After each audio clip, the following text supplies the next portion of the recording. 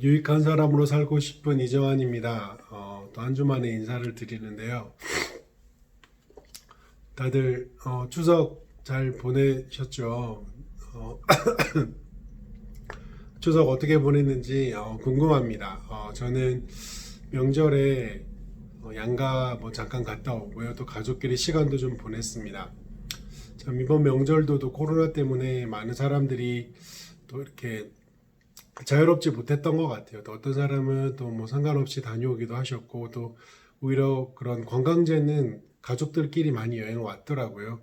앞으로 명절의 모습도 좀 달라지겠다는 생각이 들었습니다. 하여튼 이번 명절 보내는 너무 수고 많으셨고요. 어쩌면 12월까지 이런 연휴가 없잖아요. 건강하게 남은 이 올 한 해 10월, 11월, 12월 우리가 잘 각자의 자리에서 잘 지나가면 좋겠습니다. 오늘은 이제 이 모세와 아론의 이야기를 이제 계속 이어서 하는데요. 모세가 이제 아론과 함께 바로 앞에 나아가게 되는 장면입니다.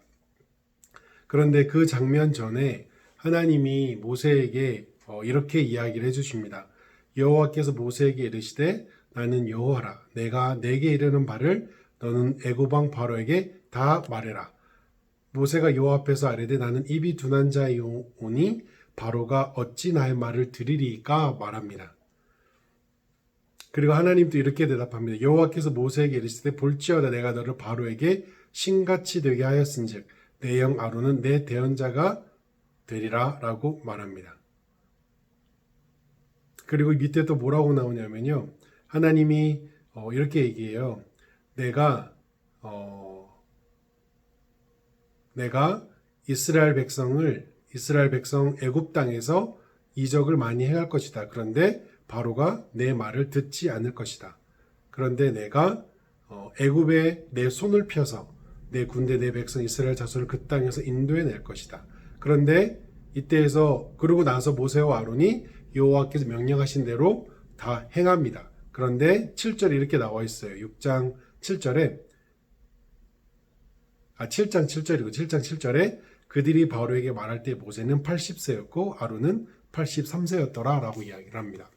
굳이 나이를 기록하지 않아도 되는데 나이를 기록하고 있습니다. 그러니까 하나님은 이렇게 왜 적극적으로 이렇게 이스라엘 백성을 구원해 내시려고 하실까라는 묵상을 좀 해보았습니다. 왜 하나님은 이렇게 그 하나님이요 진짜 정말 전능자이시고 살아계신 분이라면 더더욱 굳이 인간들을 이렇게까지 어쩌면 이 교회가 우리나라 지금까지 오기까지 저희 교회 옆에 양화진이 있거든요. 양화진 선교사 묘지. 이렇게 많은 사람들이 순교를 당하고 또 손해를 보고 또 독생자 예수 그리스도가 십자가에 못 박게 하고 못 박여 죽게까지 하시고 또 그의 제자들 또한 또 고난의 시간을 겪고 어쩌면 지금 이 시대에도 믿음의 사람으로 정직하게 살아가려 하면 가정을 건강하게 지켜가려 하면 크리스찬답게 일터에 성실하게 섬기면 인정받는 경우도 있지만 오히려 조롱당하는 경우도 있잖아요. 근데 왜 하나님은 전능자인 그 존재가 이렇게까지 하시나 라는 질문을 좀 하게 됩니다. 근데 성경을 통해서 알 수 있는 것은 뭐냐면요.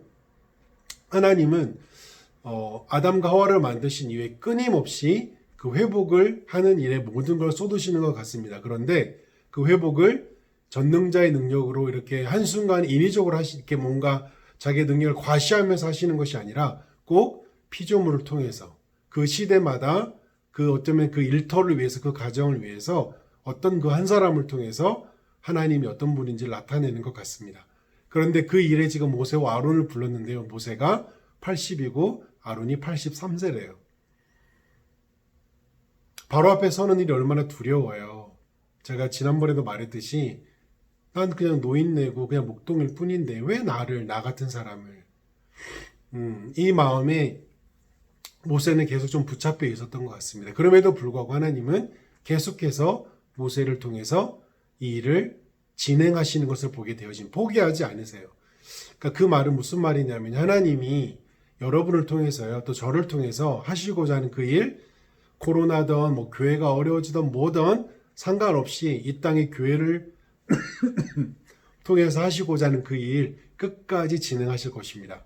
그런데 그 진행 가운데는 모세와 아론처럼 나이 80살 된 83세 된 노인일 수도 있고요. 젊은이일 수도 있습니다. 하지만 하나님은 그 일을 끝까지 포기하지 않으신다는 것입니다. 그래서 우리가 그렇게 하나님 앞에 쓰임받고 있다, 하나님의 시선 가운데 있다는 사실을 잊지 않으면 좋겠습니다. 바로가 얼마나 강력합니까? 모든 걸 가졌고 모든 결정권이 있고요. 모세와 아론은 지금 아무 그런 힘이 없습니다. 그런데 하나님은 주도적 역사, 주도적 사역으로 이 일을 계속하십니다. 그 다음에 이어서 나누겠지만 성경에 보면 하나님은 계속 주도적 관계를 맺으세요. 모세와 아론 누가 찾아갔습니까? 하나님이 찾아갔어요. 아브라함 하나님이 찾아갔어요. 노아 하나님이 찾아가셨어요. 성경에는 모든 그 시작이 다 하나님이 하십니다. 마찬가지로 저와 여러분이 하나님 앞에 우리가 살아가고 깨어 있으면 계속 우리는 주도적 관계를 맺을 거예요. 그래서 저 사람이 나한테 연락을 안 하네? 내가 이렇게 했는데 제가 관심이 없네?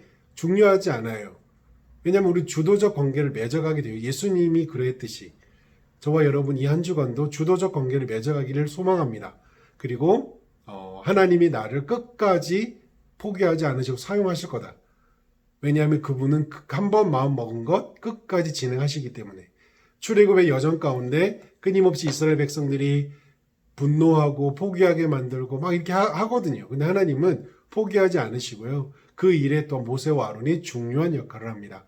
이런 백성을 위해 중보하는 모세의 모습도 보이고요. 또 돕는 아론의 모습도 보입니다. 이번 한 주간도 각자의 일터, 각자의 일상에서 우리가 그렇게 또한 살아가면 좋겠습니다. 주도적 관계를 맺으시는 그 하나님, 그리고 끝까지 포기하지 않으시는 하나님, 그리고 나이가 80살이라고 적어 놓을 만큼 나이가 많다고 여겼던 그 모세에 대해서 하나님은 중요하지 않아 라고 말씀하시는 그 하나님을 기억하면 좋겠습니다.